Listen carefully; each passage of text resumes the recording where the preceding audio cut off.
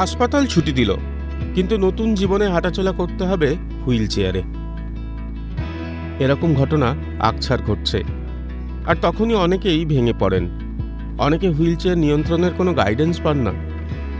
আর ঠিক সে কারণেই নিউরোসায়েন্সের wheel chair হাসপাতাল, যেখানে নতুন জীবনে হুইল চেয়ার করে এগিয়ে চলার ট্রেনিং হবে রোগীর।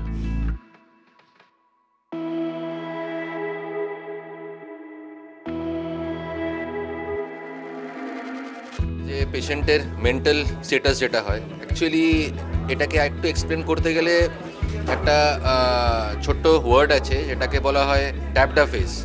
মানে যে কোনো ইনজুরি বা যে কোনো মানুষের জীবনে যদি কোনো রকমের অঘটন ঘটে, তারা ইউজুয়ালি এই 5টা ফেজ দিয়ে পাস করে। তার একটা ফার্স্ট ফেজ হচ্ছে, ডিটা হচ্ছে ডিনায়াল ফেজ, মানে আমার কিছু হয়নি, হতে পারে না। তারপরে সেটা হয়ে যায় অ্যাঙ্গার, রাগ, অন্যের কেন হলো না, আমার কেন হচ্ছে। তারপরে বার্গেনিং, মানে যে ঠাকুর তুমি আমাকে এটা দাও সেটা দাও, মানে আমি তোমাকে সব দেবো, তুমি আমাকে এটা করে দাও। Then comes depression, and last হচ্ছে অ্যাকসেপ্টেন্স। সো যেটা হচ্ছে যে এই যারা ইনজিওর্ড পেশেন্টস, যারা মেন্টালি ইনজিওর্ড পেশেন্টসেরও, এদের অনেকের এই ফেজটা দিয়ে পাস করে। যত তাড়াতাড়ি সম্ভব ওই অ্যাকসেপ্টেন্স ফেজে যদি আমরা নিয়ে আসতে পারি, পেশেন্টের আউটকাম ইজ অলওয়েজ বেটার। এবার আমি একটা এক্সাম্পল দিয়ে বলছি, যেমন আমাদের এখানে অপূর্ব বলে একজন পেশেন্ট ছিল, এখন সে নিজে wheel chair user and a wheel chair trainer cum vocational counsellor. তো ওর একটাই কাজ হচ্ছে যারা হুইল চেয়ার ইউজার্স তাদেরকে ট্রেন করানো। এবার এই হুইল চেয়ার ট্রেনিং জিনিসটা খুব সিম্পল একটা ওয়ার্ড, কিন্তু ইটস কোয়াইট আ প্রসেস। হ্যাঁ, বেসিক স্কিলস আছে, অ্যাডভান্স স্কিলস আছে। হুইল চেয়ার ক্লিনিকটা এটা আমাদের পশ্চিমবাংলায় নেই। আর আমার যতটুকু ধারণা, আমি as a wheel chair trainer, এখানে আমি জব করছি আইএনকেতে। আমার যতটুকু ধারণা এটা আমাদের ভারতবর্ষেই নেই হুইল চেয়ার ক্লিনিকটা। আর হুইল চেয়ার ক্লিনিকের মানে এটার উদ্দেশ্যটা হচ্ছে, এটা হচ্ছে প্ল্যাটফর্মটা এটা একটা, যেখানে দৈনিক জীবনে কিছু না কিছু দুর্ঘটনার কারণে অনেক ব্যক্তিরা আছে যারা স্পাইনাল কর্ড বা আদার্স কোনো কারণে তারা হুইল চেয়ারে চলে আসছে, বা কেউ মানে হচ্ছে আলাদা কিছু কারণে হুইল চেয়ারে চলে আসে, জন্ম থেকে অনেক কিছু কারণে তারা হুইল চেয়ারই ব্যবহার করছে।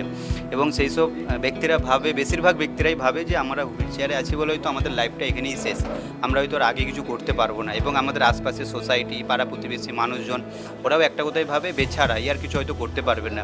বাট এটা একদমই ভুল ধারণা।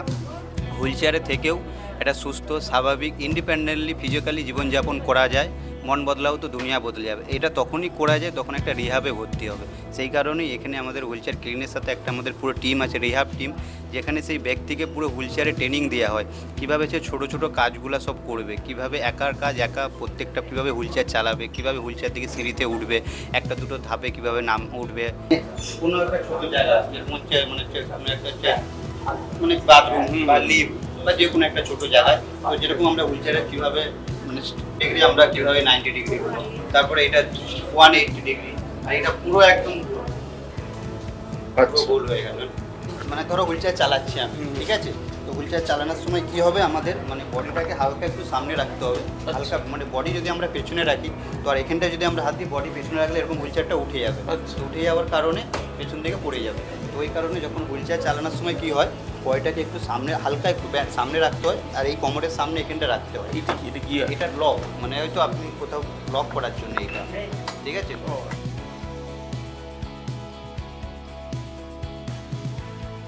হয়তো ধরুন স্পাইনাল কর্ড ইনজুরি অথবা মানে রোগের জন্যে যদি কেউ প্যারালাইজড হয়ে যায়, যারা হয়তো মুভ করতে পারছেন না, হ্যাঁ, তারা অর্ডিনারিলি কী হয়, তারা তখন হুইল চেয়ারের উপর থাকে, তখন কেউ হয়তো হুইল চেয়ারটাকে পুশ করলো, অথবা তার থেকেও অ্যাডভান্সড হলে হয়তো নিজেরাও চালালো।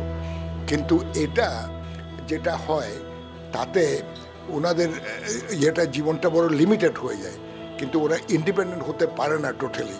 কিন্তু এখন কতক্ষণ হুইল চেয়ার আছে, যদি ওটাকে কাস্টমাইজ করা যায়, প্রত্যেকটা ইন্ডিভিজুয়াল তো একরকম নয়, মানে কেউ হয়তো সাইজে বড়, কেউ ছোট, অথবা কারো এই প্রবলেম আছে, কারো ওই প্রবলেম আছে, কারো ওই করতে পারছেন না, কারণ ওই হুইল চেয়ারটা হচ্ছে ওদের মানে জীবন, ওদের বাড়ি। ওটাতেই ওনারা কাটান সারাদিন। এবং ওরা যদি ওই হুইল চেয়ারটাকে ইন্ডিপেন্ডেন্ট করে নিজের মতো করে নিতে পারেন, হয়তো বাজারে যেতে পারছেন অথবা রাস্তায় বেরোতে পারছেন, আর কারোর উপর ডিপেন্ড করতে হচ্ছে না, তাহলে সেটাতে এটা খুব দারুণ অ্যাডভান্সড হবে। এবং এটা আমাদের এখানে একটা হুইল চেয়ার ক্লিনিক করা হচ্ছে এই প্রথম ইন্ডিয়াতে। সেখানে হবে কি, একটা এই কোম্পানির ইঞ্জিনিয়ার আর আমাদের ডাক্তার দুজনে মিলে ডিসাইড করবে একটা পার্টিকুলার পেশেন্টের কী প্রয়োজন, ওদের নিজেদের প্রবলেমটা কি আছে, এবং ওনাদেরকে কী করে কমপ্লিটলি ইন্ডিপেন্ডেন্ট করা যাবে। ভারতের মধ্যে প্রথম, বাংলার মধ্যে তো প্রথম হুইল চেয়ার ক্লিনিক, যেখানে মনোবল ভেঙে পড়ে যদি কাউকে হুইল চেয়ারে চলাচল করতে হয়, অনেক মনোবল ভেঙে পড়ে, সেই মনোবলটাকে মজবুত করার যে ওষুধ, সেই ওষুধ দিচ্ছেন উনি, শেখাচ্ছেন। আমিও কিছুটা জেনে নিলাম। দেখুন, আমিও মুভ করতে পারছি, যদিও আমার প্রয়োজন নেই, কিন্তু অনেকের প্রয়োজন থাকে, কিন্তু তারা পারেন না। আর এই প্রথম হুইল চেয়ার ক্লিনিকে তারা আবার নতুন জীবন ফিরে পাবেন এবং পেতে শুরু করছেন এখন থেকেই, এটা বলাই যায়। দেখুন না, চড়েই বেতি।